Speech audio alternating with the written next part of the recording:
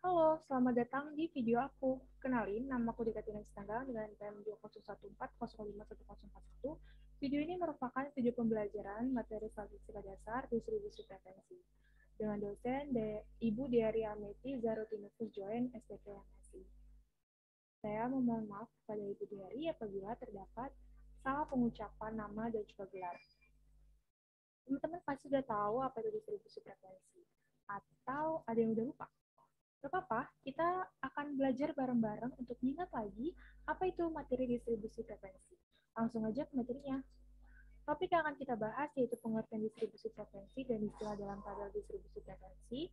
Yang kedua, langkah-langkah membuat tabel distribusi frekuensi, serta penentuan median, dan modus data berkelompok. Lalu ada distribusi frekuensi relatif dan distribusi frekuensi kumulatif, juga ada histogram dan poligon frekuensi serta ogif. Langsung aja, ini adalah subbab pertama, yaitu pengertian distribusi frekuensi dan istilah dalam tabel distribusi frekuensi. Distribusi frekuensi merupakan suatu tabel yang menunjukkan sebaran data yang dikelompokkan ke dalam kelas-kelas dengan masing-masing kelas memiliki frekuensi. Tabel distribusi frekuensi ini dapat digunakan untuk menyajikan sebaran dan jumlah data menjadi lebih sederhana, karena datanya sudah dimasukkan dalam interval-interval kelas. Kelebihan dari penggunaan tabel distribusi frekuensi adalah data yang disajikan akan lebih rapi dan mudah dipahami, karena sudah dalam bentuk tabel sehingga lebih mudah untuk dilihat dan dimengerti oleh pembaca. Kelemahan dari tabel distribusi frekuensi ini adalah tidak dapat mengetahui data asli, karena data yang ada sudah dimasukkan ke dalam interval-interval kelas. Selanjutnya ada kelas atau interval kelas. Ini merupakan istilah-istilah dalam tabel distribusi frekuensi. Kelas atau interkelas merupakan kelompok-kelompok data dari suatu kelas yang dipisahkan dalam suatu interval. Bentuk intervalnya ini berupa A sampai B. Misalkan data 30 sampai 35. Lalu ada ujung kelas, di mana nilai ujung ada awal dan akhir dari setiap kelas. Ujung kelas ini terdiri dari ujung atas atau UA dan ujung bawah atau UB. Lalu ada panjang kelas, di mana yaitu pengertiannya rentang kelas yang didapat dari batas atas dikurang batas bawah, dengan rumus P sama dengan BA batas atas dikurang BB batas bawah. Selanjutnya ada batas kelas, yaitu nilai semu yang membatasi kelas yang satu dengan kelas lainnya. Jadi, nilai ini sebenarnya ada dalam data tersebut. Nilai batas kelas ini sesuai dengan satuan pengukuran terkecil, yaitu dan batas kelas ini juga dibagi dua, ada batas bawah dan batas atas. Untuk mencari batas bawah yaitu ujung bawah kelas dikurang setengah SPT. Sedangkan untuk batas atas yaitu ujung atas kelas ditambah setengah SPT. Kemudian ada titik tengah kelas, yaitu data yang terletak di tengah dari masing-masing kelas.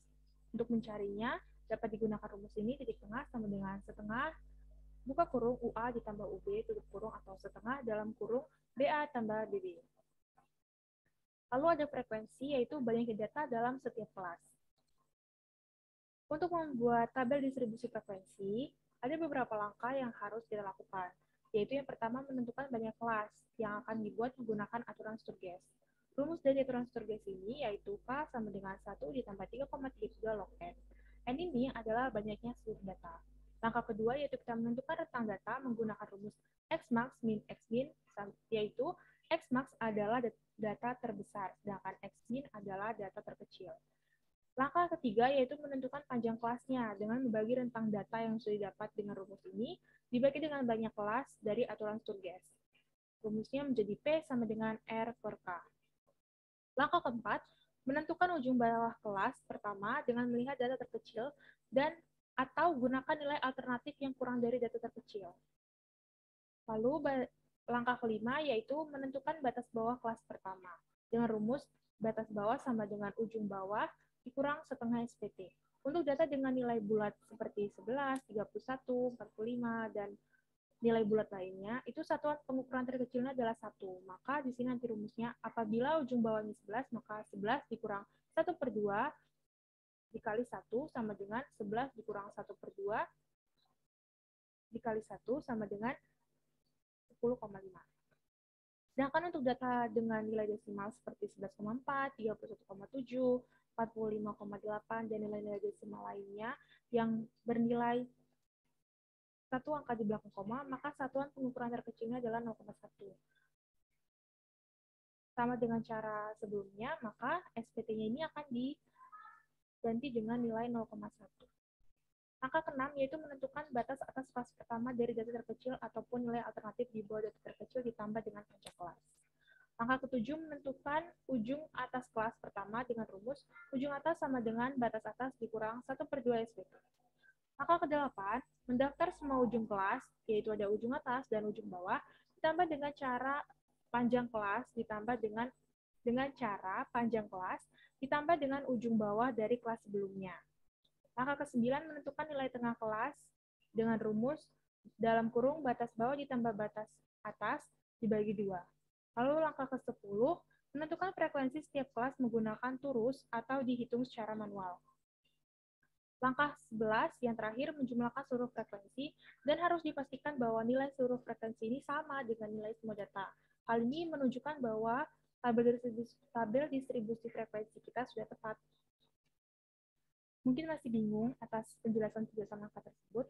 Kali ini kita akan coba untuk masuk ke dalam contoh soal ini untuk lebih memahami bagaimana cara membuat tabel distribusi frekuensi. Di bawah ini sudah ada contoh soal, dapatkan nilai ujian sebuah mata kuliah dari kelas THPC yang disajikan dalam tabel di samping. Tentukan dan buatlah tabel distribusi frekuensi dari persebaran data yang ada. Ini adalah data yang ada berjumlah 50. Cara untuk membuat tabel distribusi frekuensinya yang pertama yaitu ada langkah pertama, tentukan banyak kelasnya. Di sini kita menggunakan aturan Sturges dengan rumus K sama dengan 1 ditambah 3,3 log N. Nilai dari 3,3 log lalu K sama dengan 1 ditambah 3,30 log 50 sesuai dengan jumlah datanya, banyaknya data. 3,3 log 50 yaitu 5,6. Sehingga K sama dengan 1 ditambah 5,6 sama dengan 6,6. 6,6 ini harus dibulatkan dengan satuan terdekat. Karena tidak mungkin sebuah kelas itu bersifat desimal. Jadi dia harus bulat. Maka dibulatkan ke satuan terdekat yaitu 7. Lalu langkah kedua kita cari rentang datanya dengan rumus R sama dengan X maksimal dikurang X minimal. X maksimal 93 didapat dari data ini, lalu dengan X minimalnya 32. Sehingga 93 dikurang 32 adalah 61. Lalu kita lihat panjang kelasnya dengan rumus P sama dengan rentang kelas dibagi dengan banyak kelas. Panjang kelasnya yaitu 61, kita sudah cari rentang datanya 61, kita sudah cari di atasnya dengan panjang kelasnya 7. Sehingga 61 dibagi 7 sama dengan 8,7 dan kita bulatkan ke satuan terdekat yaitu 9. Selanjutnya, kita lihat data terkecil dari penyajian data ini didapat bahwa data terkecilnya adalah 32. Untuk menentukan ujung bawah kelas pertamanya, kita gunakan data terkecil dan alternatifnya. Di sini saya menggunakan 30, 31, dan 32. Selanjutnya, apabila kita sudah mengetahui ujung bawah kelas pertama, kita dapat menentukan batas bawah kelas pertama. Caranya dengan rumus batas bawah sama dengan ujung bawah dikurang 1/2 SPT. Karena ini merupakan nilai bulat, sehingga satuan pengukuran terkecilnya adalah 1. Dapat dilihat pada slide untuk cara penghitungannya. Untuk batas bawah data 30, didapatkan nilai 29,5. Batas bawah 31 30,5 dan batas bawah 32 sama dengan 31,5. Sedangkan untuk batas atas kelas pertama itu dapat dicari dengan batas bawah ditambah dengan panjang kelasnya. Sehingga dapat dilihat cara penghitungannya pada slide yang sudah saya tampilkan. Di sini batas atas untuk nilai 30 untuk data 30 yaitu 38,5. Untuk batas atas 31 yaitu 39,5 dan batas atas 32 yaitu 40,5. Selanjutnya dapat ditentukan ujung atas kelas pertama. Dengan rumus ujung atas sama dengan batas atas yang sudah kita temukan dikurang dengan setengah SPT. Dapat dilihat juga di dalam slide ini, untuk ujung atas 38,5 maka didapat nilainya 38. Ujung atas 39,5, 39, dan ujung atas 40,5 sama dengan 40. Selanjutnya, apabila kita sudah menemukan ujung atas dan ujung bawah dari setiap data dan alternatifnya, kita dapat membuat tabel alternatif 1, 2, dan 3. Di sini diisi dengan dimulai dari angka yang sudah kita cari sebelumnya, di mana untuk data 30 itu rentangnya sampai 38. Ini didapat dari 30 ditambah dengan 9 sampai 38, disesuaikan dengan panjang kelas yang sudah kita hitung sebelumnya. Begitu pula untuk alternatif 2 dan alternatif 3 sampai di kelas ke-7. Di sini saya menggunakan alternatif 2. Kenapa? Karena pada alternatif kedua, nilai 32 dan 93 termasuk di dalam interval kelas ini. Setelah kita menentukan untuk interval kelasnya, kita dapat mencari nilai tengahnya dengan cara batas bawah ditambah batas atas dibagi 2. Karena kita menggunakan alternatif kedua dengan ujung bawah kelas pertamanya 31, maka batas bawahnya 31 dikurang dengan 1/2 dikali 1 sama dengan 30,5. Ditambah dengan batas atasnya 39,5 didapat dari ujung atas kelas pertama ini ditambah dengan 1/2 SPT. Maka hasilnya 39,5 dibagi 2, hasilnya 35. Frekuensi kelas pertama yaitu 3, di mana saya mencari dari data yang setelah diberikan ini. Selanjutnya, apabila kita sudah mengetahui semuanya, kita dapat memasukkannya ke dalam tabel distribusi frekuensi. Interval kelas dapat dari alternatif kedua ini. Batas kelas ini kita hitung dengan rumus yang sudah kita pelajari sebelumnya, di mana untuk mencari batas bawah, maka ujung bawah kelas dikurang dengan setengah SPT, dan untuk batas atas kelas dicari dengan ujung atas kelas ditambah dengan setengah SPT. Nilai tengah kita dapat dari batas atas ditambah batas bawah dibagi 2. Untuk frekuensi ini kita lihat secara sesama dalam data yang sudah diberikan dan pastikan bahwa nilai frekuensi ini sama dengan nilai semua data, yaitu 50 dalam data yang kita gunakan saat ini. Dari tabel distribusi frekuensi ini, kita dapat menentukan bagaimana mean, median, dan juga modus dari data berkelompok. Mean yaitu rata-rata, median, nilai tengah, dan modus, yaitu nilai yang sering muncul. Untuk mencari mean, maka gunakan rumus seperti ini, yaitu mean sama dengan dalam kurung nilai tengah 1, maksudnya nilai tengah kelas 1, dikali frekuensi 1 atau frekuensi kelas pertama, kelas 1. Begitu diulang sampai nilai tengah N dikali Fn, yaitu nilai per N, dibagi N jumlah data. Sedangkan untuk menentukan median data berkelompok, maka perhatikan banyak keseluruhan data, lalu kalikan dengan 1/2. Lihat dalam tabel distribusi letak nilai tengah ke dalam kelas berapa, dan perhatikan frekuensi kelas tersebut. Rumus dari median adalah batas bawah ditambah dalam kurung 1/2 N dikurang FK, yaitu frekuensi kumulatif, dibagi dengan FI, frekuensi kelas median dikali P. Frekuensi kumulatif ini adalah frekuensi kelas sebelum frekuensi kelas median.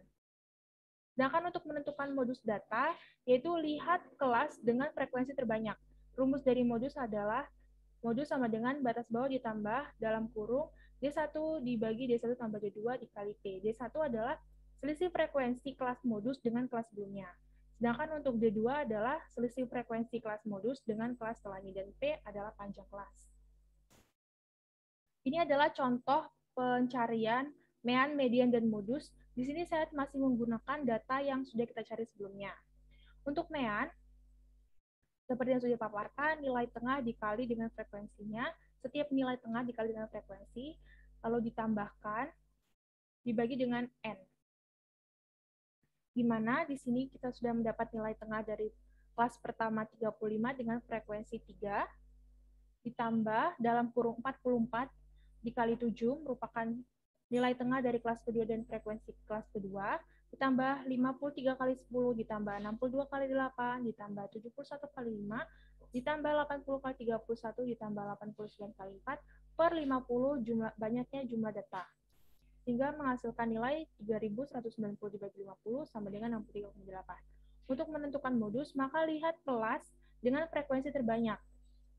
Di sini kita lihat bahwa kelas ke-6 memiliki frekuensi 13, ini paling banyak, maka dapat dipastikan bahwa modusnya ada di sini, ada di kelas ke-6. Lalu gunakan rumus dari modus data berkelompok, yaitu modus sama dengan batas bawah ditambah D1 per D1 tambah D2 dikali P. karena batas bawah modus ini terletak di kelas ke-6 dengan batas bawah kelasnya dia 75,5. Dan kelas sebelum kelas modus itu memiliki nilai frekuensinya 5, sehingga selisih dari 13 dan 5 adalah 8, dan selisih dari kelas modus dengan kelas setelahnya yaitu 4, dengan frekuensi 4 yaitu 9. Sehingga modusnya adalah 75,5 ditambah dalam kurung 8 per 8 plus 9 dikali 9, yaitu panjang kelasnya, menghasilkan nilai sebanyak 79,73. Jadi ini adalah modus dari data yang sudah diberikan, yang kita cari. Lalu untuk menentukan median, median dipahami sebagai nilai tengah. Maka dari itu kita bagi dulu nilai jumlah datanya dibagi 2, di mana N50 maka mediannya adalah setengah dari 50 yaitu 25. Data ke-25 diyakini pada kelas keempat. Kenapa? Karena pada kelas 1 sampai kelas 2 ini jumlahnya 10, sampai ke kelas 3 jumlahnya 20, dan di kelas keempat jumlahnya adalah 28. Data ke-25 terletak di kelas keempat, karena kelas keempat ini adalah sampai data ke-28. Sehingga kita dapat mencari mediannya dengan rumus median sama dengan batas bawah ditambah 1/2 dikurang frekuensi kumulatif per frekuensi kelas median dikali dengan panjang kelasnya. Batas bawah dari kelas keempat yaitu 57,5 dengan frekuensi 8 dan frekuensi kumulatif yaitu frekuensi sebelum kelas mediannya adalah 10. Sehingga dapat dihitung menggunakan rumus yang sudah dipaparkan, kita masukkan nilainya, menghasilkan nilai 74,375. Begitulah cara menghitung median, modus, dan mean dari data berkelompok. Lalu, dalam distribusi frekuensi ini ternyata ada distribusi frekuensi relatif dan kumulatif. Apakah itu? Distribusi frekuensi relatif adalah di mana frekuensi setiap kelas itu dinyatakan dalam bentuk persen. Dengan cara frekuensi masing-masing kelas dibagi total frekuensi dan dikali 100%. Sedangkan distribusi frekuensi kumulatif itu menyatakan frekuensi setiap kelas dengan menjumlahkan frekuensi kelas dengan frekuensi kelas sebelumnya. Distribusi frekuensi kumulatif ini terdiri dari 2, yaitu distribusi frekuensi kumulatif kurang dari dan distribusi frekuensi kumulatif lebih dari. Melihat data pada batas kelas dan banyaknya data yang akan dimasukkan tabel frekuensi mengacu pada nilai frekuensi dalam tabel frekuensi mutlak. Ini maksudnya dalam menentukan frekuensi kumulatif kurang dari dan lebih dari ini, lihat data pada batas kelas dan banyak data yang akan dimasukkan dalam tabel frekuensinya. Ini tetap mengacu pada frekuensi mutlak, yaitu yang seperti ini. Frekuensi asli dari setiap data tersebut dalam setiap interval. Ini adalah, kemudian kita akan masuk ke dalam bagaimana sebenarnya distribusi frekuensi relatif itu. Di sini saya masih menggunakan data yang sama dengan interval dari 31 sampai 39 dan paling akhir yaitu 85 sampai 93. Batas kelasnya sudah diberikan dan nilai tengah, juga frekuensi mutlaknya, serta dapat ditentukan frekuensi relatifnya, di mana 6 ini didapat dari 3 dibagi 50 dikali 100% menghasilkan nilai 6. Sedangkan 14 itu didapat dari 7 dibagi 50 dikali 100%, begitu seterusnya, sehingga nilai frekuensi ini 50 dan frekuensi relatifnya adalah 100%. Sedangkan distribusi frekuensi kumulatif kurang dari itu menggunakan angka yang kurang dari batas kelasnya. Di sini ada kurang dari 30,5, maka frekuensinya data yang kurang dari 30,5 itu 0, karena paling kecil datanya adalah 32, sehingga tidak ada data kurang dari 30,5. Maka frekuensi kumulatifnya juga 0. Frekuensi kumulatif ini merupakan penambahan dari frekuensi mutlak, di mana 0 ini karena tidak ada nilainya, lalu frekuensi dari nilai interval 31 sampai 39 ada 3. Maka frekuensi kumulatifnya juga 3, di mana 0 ditambah 3 sama dengan 3. Kemudian untuk interval kelas 40 sampai 48, frekuensinya adalah 7. Sehingga frekuensi kumulatifnya 10, di mana didapat dari 0 ditambah 3 tambah 7 sama dengan 10. Begitu seterusnya sampai 50, sehingga jumlah akhir adalah jumlah data yang kita cari. Hampir sama dengan distribusi frekuensi kumulatif kurang dari, hanya saja untuk yang lebih dari ini hanya dibalik. Apabila yang tadi kurang dari, yang ini adalah lebih dari nilai tersebut. Kita dapat lihat data atau interval kelas yang lebih dari 30,05 itu ada 50, karena semua nilainya itu lebih dari 30,5 dengan nilai terkecilnya yaitu 32 sampai 93. Sedangkan untuk nilai yang lebih dari 93,5 tidak ada, karena X maksimal atau data terbesarnya adalah 93. 50 ini merupakan kebalikan dari frekuensi kumulatif kurang dari. Nah, mungkin teman-teman bertanya, untuk apa sih sebenarnya distribusi frekuensi ini? Distribusi frekuensi itu bisa digunakan untuk menentukan histogram dan poligon frekuensi. Ini merupakan contoh dari histogram dan poligon yang tadi dengan data yang sudah kita cari tadi, di mana batang menunjukkan histogram dan garis ini menunjukkan poligon. Ini merupakan distribusi dengan frekuensi mutlak, bukan frekuensi kumulatif lebih dari ataupun kurang dari. Angka di tengah ini menyatakan nilai tengah dari setiap kelas, dan ini merupakan frekuensi.